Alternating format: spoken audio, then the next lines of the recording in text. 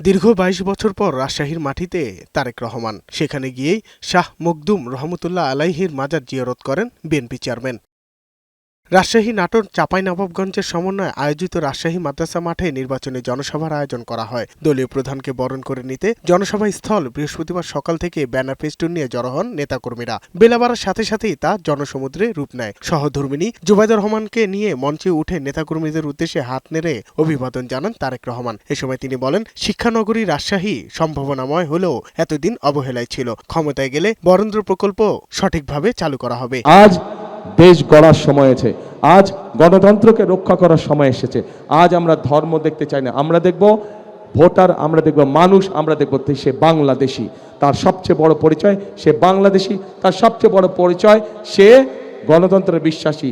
আগামী 12 তারিখে নির্বাচন যাতে কেউ বানচাল করতে না পারে সেজন্য সকলকে সতর্ক থাকতে হবে। ধানের শীষ জয়যুক্ত হলে পরে ইনশাল্লাহ 13 তারিখ থেকে শুরু হবে জনগণের জয়যাত্রা। যে কোনো অনাকাঙ্ক্ষিত ঘটনা সুষ্ঠু তদন্ত করতে সরকারের প্রতি আহ্বান জানিয়ে দলীয় প্রধান বলেন, বিএনপি সবসময় শান্তি চায়। আমরা ঝগড়া ফ্যাসাদ বিবাদের মধ্যে যেতে চাই না, এবং যেতে চাই না বলেই আজ আমি এখানে দাঁড়িয়ে কারো কোনো সমালোচনা করছি না।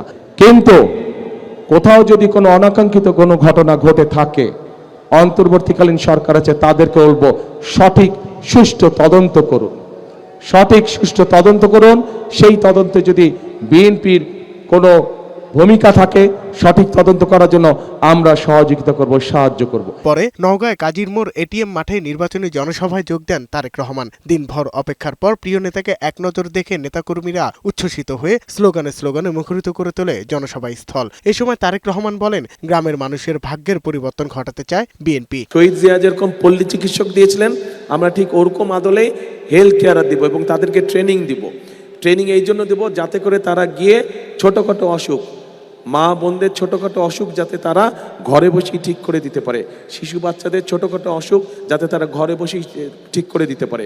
এখানে এই যে শিশু হাসপাতালের কথা বলা হয়েছে, শিশু হাসপাতাল তার প্রত্যেক উপজেলায় করা যাবে না, সেটা আমরা জেলা পর্যায়ে বা বিভাগ পর্যায়ে আমরা সেটা একটা তখন ব্যবস্থা করব। এদিন মধ্যরাতে দীর্ঘ ১৯ বছর পর নিজ জন্মস্থান বগুড়ায় নির্বাচনী জনসভা করেন বিএনপি চেয়ারম্যান তারেক রহমান। সঙ্গে ছিলেন সহধর্মিণী ডাক্তার জুবাইদা রহমানও। মঞ্চে উঠে সাধারণ মানুষ ও নেতাকর্মীদের হাত নেড়ে অভিবাদন জানান দলীয় প্রধান। এ সময় আলতাফুন্নেসা খেলার মাঠ হয়ে উঠে লোকে লোকারণ্যে। তিনি বলেন, কাঙ্ক্ষিত লক্ষ্যে পৌঁছাতে হলে গণতন্ত্রের পথে হাঁটতে হবে।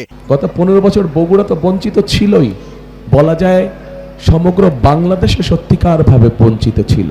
এই নির্বাচনটি নিশ্চিত করবে আগামী দিনে এই দেশের মানুষের জবাবদিহিতার মূলক সরকার তৈরি হবে কি হবে না। কাঙ্ক্ষিত লক্ষ্যে দেশকে নিয়ে যেতে চাই, অবশ্যই তাহলে আমাদেরকে গণতান্ত্রিক ব্যবস্থাকে প্রবর্তন করতে হবে। এরপর বগুড়াবাসীর কাছে নিজ আসন সহ অন্যান্য 6 আসনের প্রার্থীর পক্ষে ধানের শীষে ভোট চান তারেক রহমান। 6 জনকে এবং ওনাদের সাথে আমিও আপনাদের সামনে দাঁড়িয়েছে। এই ধানের শীষকে ইনশাল্লাহ বগুড়ার মানুষ যে কোনো সময় থেকে সবচেয়ে বেশি সম্মানের সাথে ইনশাল্লাহ বিজয় করে নিয়ে আসবে। সাজ্জাদুর রহমান, বৈশাখী সংবাদ।